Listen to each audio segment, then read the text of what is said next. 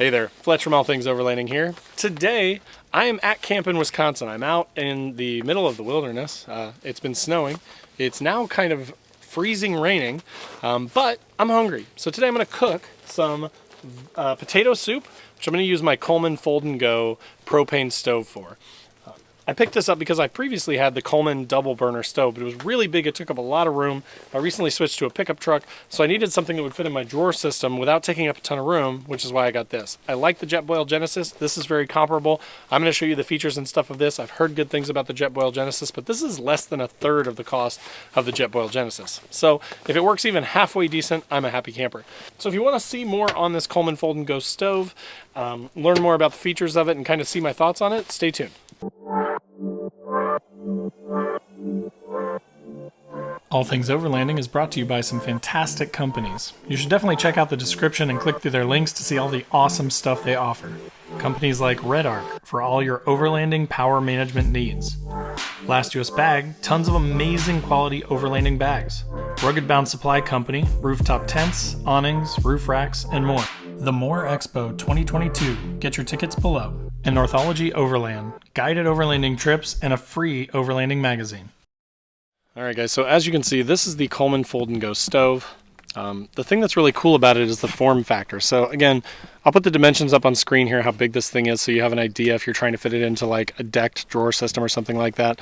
But from the side you can kind of see, right? So again, if you're familiar with the Jetboil Genesis stoves, this is basically the same thing. So each of these sides is a burner. And again, it folds in half, so it basically saves you a bunch of room, but then when you open it up, it gives you a good sized burner with a lot of room in between it, so you can actually use 2 pots, 2 pans at the same time.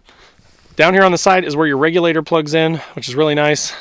It does have these little sort of toes on it that sort of let you set it down.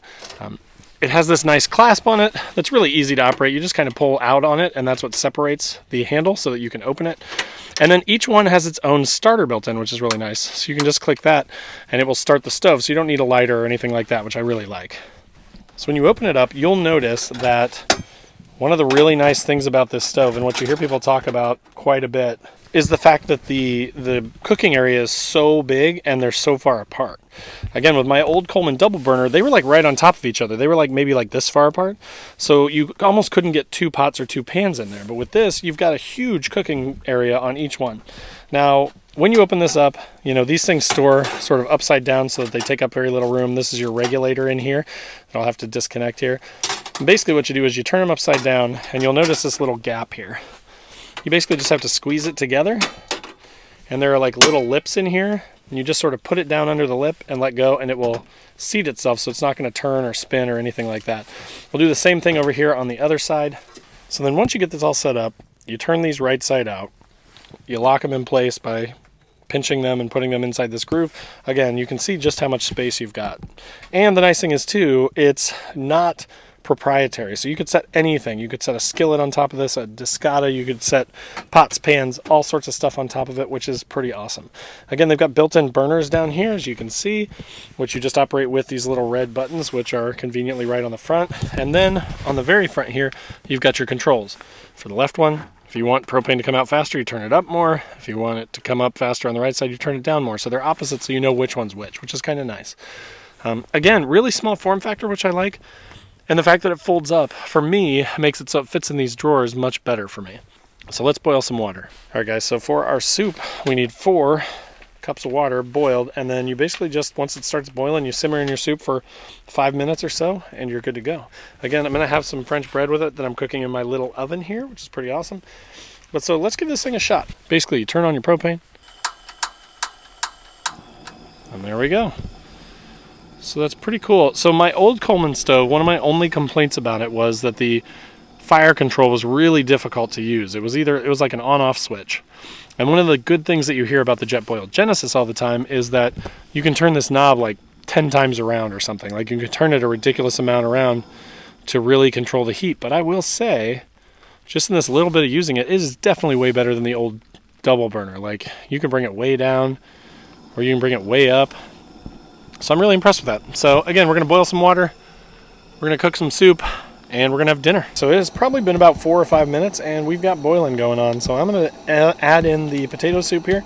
so we can get to cooking. Again, about 5 minutes, and we should be good to go. Part of what I love about this stuff is that it's so easy. I mean, and it makes a ton. You know, being a man that is not necessarily some sort of a chef, it's nice to just be able to dump some stuff into a pot, heat it up, and you're good to go. So we'll be back. So the soup is done. Looks delicious to me. Again, the Coleman did great. I'm really, really impressed with this thing. I'm used to Coleman products. I'm used to the Coleman double burner stove, and it is okay. It's fine. It's not bad. But this thing is a whole nother level compared to that, and I'm really, really happy with it. Again, the controls are just so much more fine and easy to use. And again, cleanup is easier, I think, too, because you can just pop these two things off and wipe it out, and you're done. You've got so much room. I mean, this is my biggest pot that I've got, and you can see how much room there is between that and the other burner. So tons and tons of room. Super excited about that, and can't wait to use it again. All right, guys, so that was the Coleman Fold and Go stove. Again, super, super happy with it for the price. I'm sure that the Jetboil Genesis is nice. I've got a couple buddies that have it. I've seen it in action. It is a really nice stove, don't get me wrong. But I'm pretty budget-minded. I'm sort of a cheaper type of person, and for like 90 bucks versus 300 and some bucks, I don't think that there's a huge difference. Not 3 times as much of a difference. So I definitely recommend this thing. If you're looking for a cheap stove that folds down, doesn't take up as much room, gives you more of a cook surface so you have more room for more pots and pans, I think this is a really great option. If you have any questions about it, post up in the comments below. I'd love to hear from you. If you guys use this and you have feedback, I'd love to hear from you as well. Let me know what you think. If you had any problems with it, do you love it? Let me know what you think.